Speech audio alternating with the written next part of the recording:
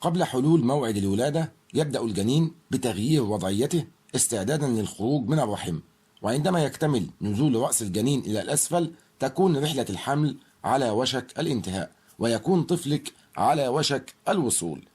عندما يقارب الثلث الأخير من الحمل على الانتهاء يبدأ هنا الجنين بالتحرك في الرحم بشكل تدريجي إلى أن ينتهي به الأمر في وضعية شبه مقلوبة برأس يتجه للأسفل وقدمين تتجهان للأعلى في عملية تسمى نزول رأس الجنين. وهذه هي أهم العلامات التي قد يدل ظهورها على نزول رأس الجنين في الرحم، وهذا استعدادا للولادة. أولا، آلام متفرقة وحادة، فقد يتسبب نزول رأس الجنين بشعور الحامل بالآلام التالية: ألم وثقل في منطقة الحوض، آلام متفرقة في منطقة الظهر، تقلصات بريكستون هيكس أو ما يسمى المخاض الكاذب. ثانيا، تغيرات في الإخراج والتبول والهضم، فقد يكون لنزول رأس الجنين تأثير كبير على عمليات التبول والإخراج والهضم عند المرأة الحامل، وهذا كما يلي: سوف يكون هناك حاجة متكررة للتبول، هذا بسبب ضغط الجنين على المثانة.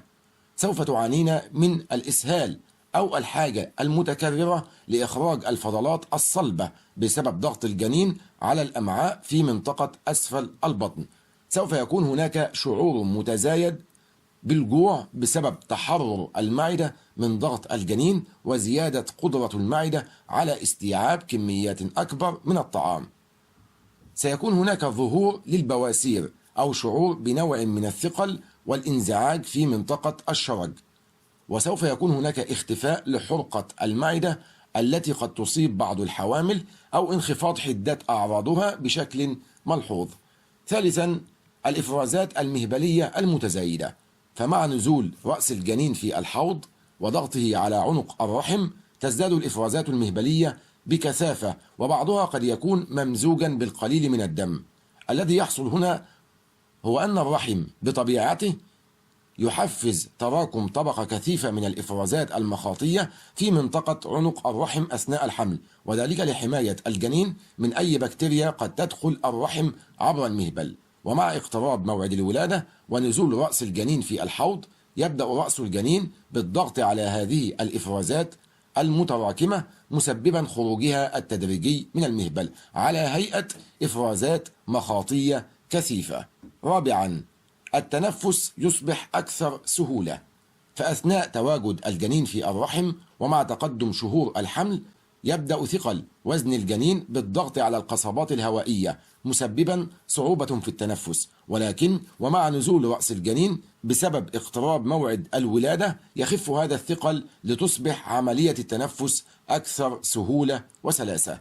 خامسا، تغير في شكل البطن، فبعد نزول رأس الجنين في الحوض قد تشعر المرأة الحامل بأن شكل بطنها تغير بعض الشيء، إذ يتركز الجزء الأكبر من ثقل الجنين في منطقة أسفل البطن ليبدو البطن وكأنه يتدلى إلى الأسفل. والسؤال الآن: متى ينزل رأس الجنين؟ تختلف إجابة هذا السؤال من امرأة حامل إلى أخرى، ولكن المعدل التقريبي هو 2 إلى 4 أسابيع قبل موعد الولادة المتوقع، وذلك في حال كانت هذه هي الولادة الأولى. أما إذا لم تكن هذه الولادة هي الولادة الأولى للمرأة فقد لا ينزل رأس الجنين في الحوض إلا بعد بدء المخاض الفعلي، والسبب غالبا هو أن الجسم قد سبق واستعد في الولادة السابقة لعملية الولادة ولم يعد بحاجة لنزول رأس الجنين مبكرا في الولادة التالية. لكن ماذا يحدث إذا لم ينزل رأس الجنين؟ لا يشكل عدم نزول رأس الجنين في الحوض أمرا يستدعي القلق، ففي كثير من الأحيان لا ينزل الرأس إلا أثناء المخاض، ولكن قد ينصح الطبيب الحامل باتباع مجموعة من النصائح والإرشادات التي قد تساعد على تحفيز نزول رأس الجنين، وهذا كالآتي: أولا، ممارسة أنشطة حركية تساعد على توسيع الحوض وفتحه، وذلك عبر قيام الحامل بالاستلقاء على الظهر وفتح رجليها على اتساعهما ثم محاولة الانحناء قليلا إلى الأمام. ثانيا، المشي بشكل منتظم، فهذا يساعد على هز البطن برفق وزيادة تأثير الجاذبية عليه، مما قد يحفز نزول رأس الجنين إلى الأسفل. أخيرا، ممارسة تمارين القرفصاء.